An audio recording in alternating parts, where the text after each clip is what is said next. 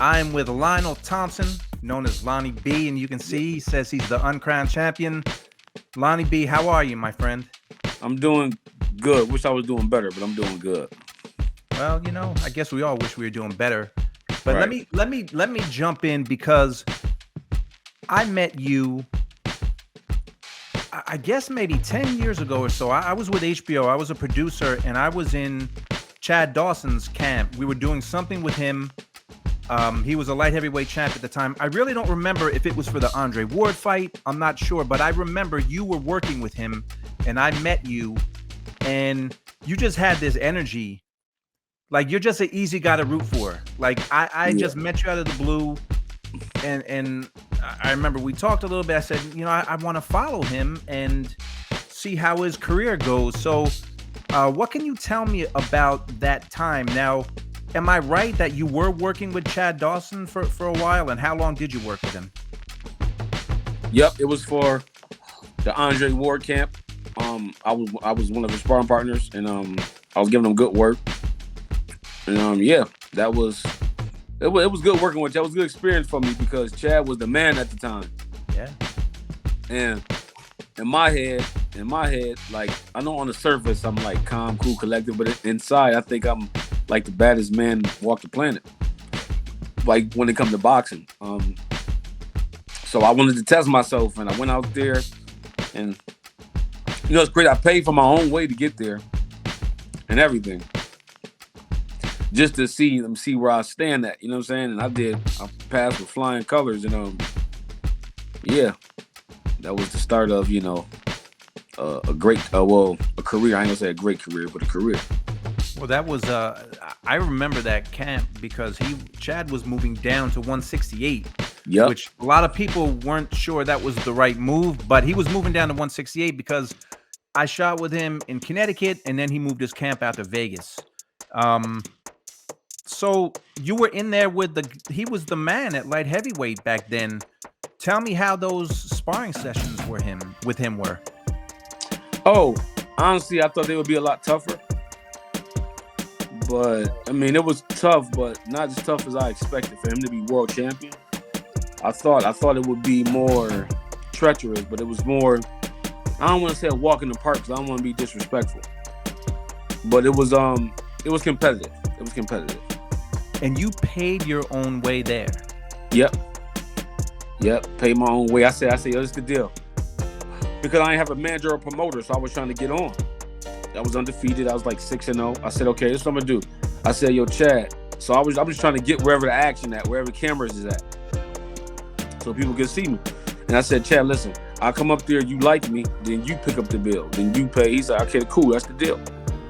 And that's how it went. I came up here, 2 sparring sessions. He liked me. Like, yo, I'm keeping you. You a good little fighter.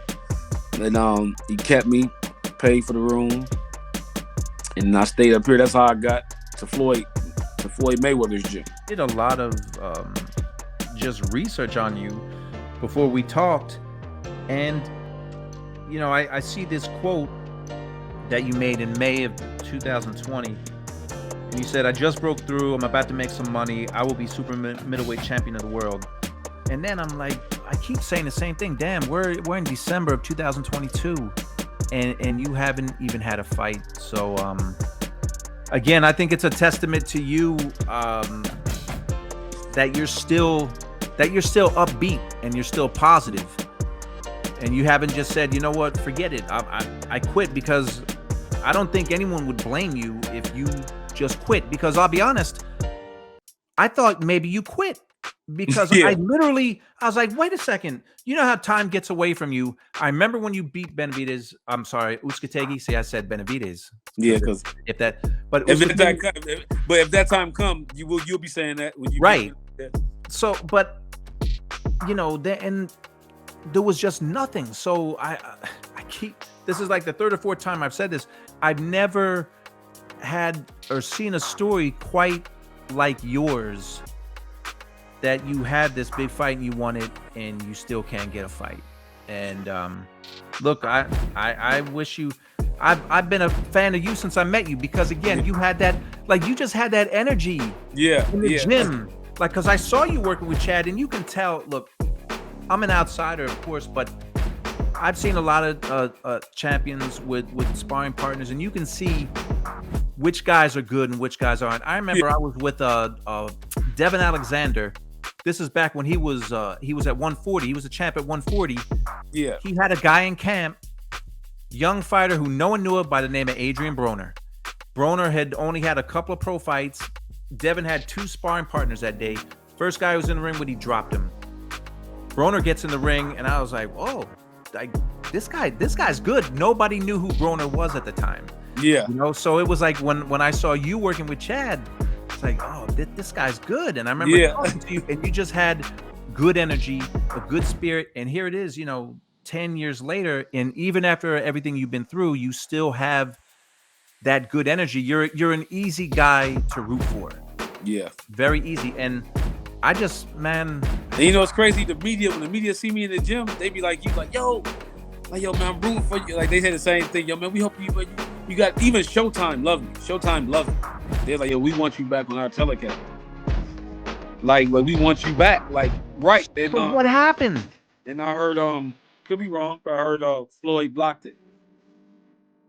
You know what I'm saying? Yeah. That's what I heard. You know what I'm saying? Like, that he blocked it. Like, and it's just like, so basically, if I don't let you treat me how you want to treat me, you going to try to stop everything that come my way. You know what I'm saying? Yeah. And which should be not allowed. Because nobody stopped him from making what I say he make 1.2 billion. Something like He that. made 1 billion. Yeah. He talked trash about Bob Arum, but ain't nobody stopped him from going to Showtime and making all that money. Right. You know what I'm saying? And I'm not talking trash about you. I'm just asking you to treat me right.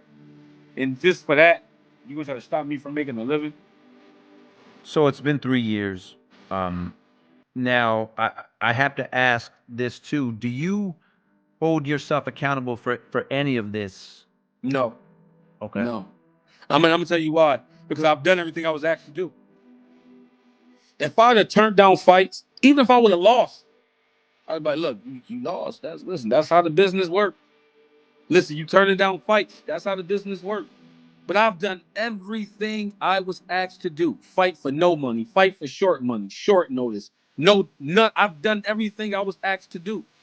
So now, since I've done everything I was asked to do, now I'm wrong because I'm asking y'all to do what y'all said y'all would do. All I'm doing is listen, George, all I did was ask them to do what they said they would do. I get it. And I did. When they asked me, see, when the ball was in their court, they tried to make me walk on water. And I said, okay, cool. And I found the way to walk on water. But now, when I'm like, okay, y'all said if I walk on water, y'all would do this. Now it was, oh, he too difficult to work with. He too difficult to work with. He this, he that, he this, he that. And I don't have a lot of power. I don't have no power behind me, so they can just lie and make up stuff that don't make sense. And the part that pisses me off, that people will believe what they say, even though it don't make sense. So do you have good people around you now? You have people you trust and people that are trying to get you fights? Yeah, I'm not gonna say the people that I trust. I'm not gonna say it's good people. I don't know, but I'm just trying to get a fight. Like I'm done doing character checks on people. Yeah, we just trying to get a fight in Mexico, anywhere. We just trying to get active, just to get a fight, and then I think it'd be easy to petition me to fight for a world title. 2023, man. I just want to get active. I really don't care who I fight. But if it's a big fight, I want to be treated fairly. If it's $1 million on the table, give me $1 million. If it's 400,000 on the table, give me 400. If it's 100, give me 100. Just don't steal something that you didn't earn. That's my whole thing. Just don't. And I think anybody would agree with that.